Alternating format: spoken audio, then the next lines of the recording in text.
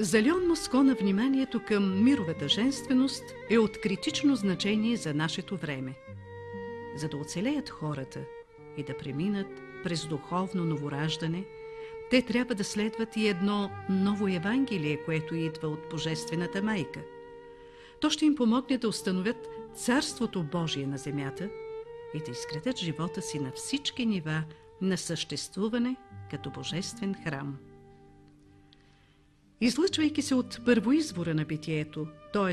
духовно-космичното слънце, което никога не залязва, Божествената майка разгръща живота във всички светове от вертикалната структура на творението като божествен храм, от реалността на светия град, през различните небесни светове, до живота на човечеството на Земята. На Земята тя трансформира и просветлява цялата планета, природата, човешката култура, обществото, семейството и живота на отделните индивиди. Ето защо участието в Божествената сватба, от която се ражда реалността на новото небе и новата земя, е в центъра на цялата духовна работа на групата, водена от Леон Москона.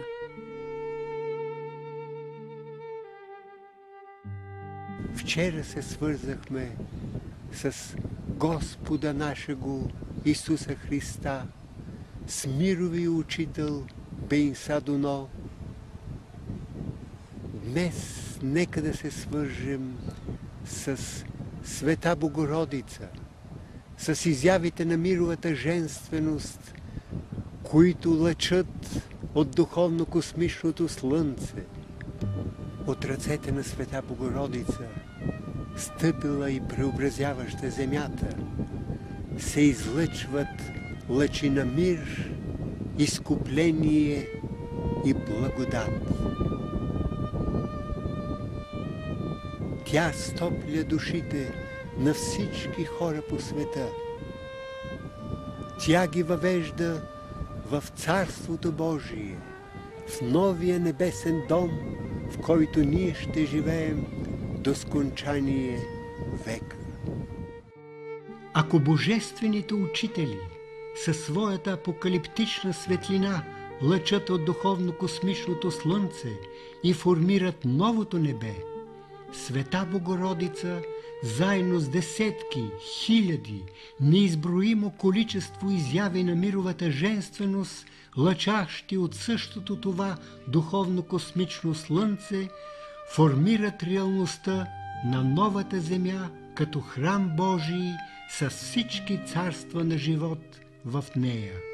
Това е един велик божествен акт. Това е един велик празник на небето и на земята във всички светове. За този празник Свети Йоан свидетелства в Откровението: Алелуя! Слава на Господа! Защото денят на Божествената сватба се е приближил и е дошъл вече. И от тази сватба ще се роди новото небе и новата земя, ще се роди новото човечество, което ще сътвори с Бога. След това чух, като че ли силен глас от голямо множество на небето, който казваше: Алелуя! Спасение, слава и сила принадлежат на нашия Бог. И 24 старци и 4 живи същества паднаха да се поклониха на Бога, който седи на престола, и казваха: Амин, Алелуя! И от престола излезе глас, който казваше: Хвалете нашия Бог, всички Негови слуги, вие, които му се боите, малки и големи. И чух като глас от много води, и като глас от много народ, и като глас от силни гърмежи, които казваха: Алелуя! Защото Господ нашия Бог, всемогъщият, царува. Нека се радваме и се веселим, и нека отдадем нему слава, защото дойде сватбата на агнето и неговата жена се е приготвила. И тъй, обични приятели, чухме от свети Йоан как цялото небе празнува. Алелуя! Нека и ние да се включим в този велик празник с хора Алелуя от Хендел.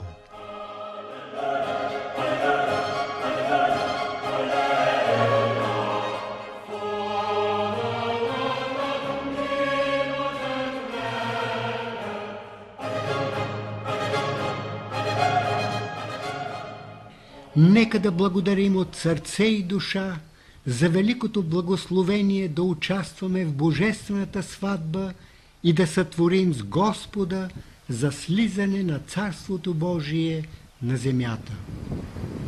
Слава на Отца и Сина и Святаго Духа, и сега, и винаги, и во веки веков. Амин.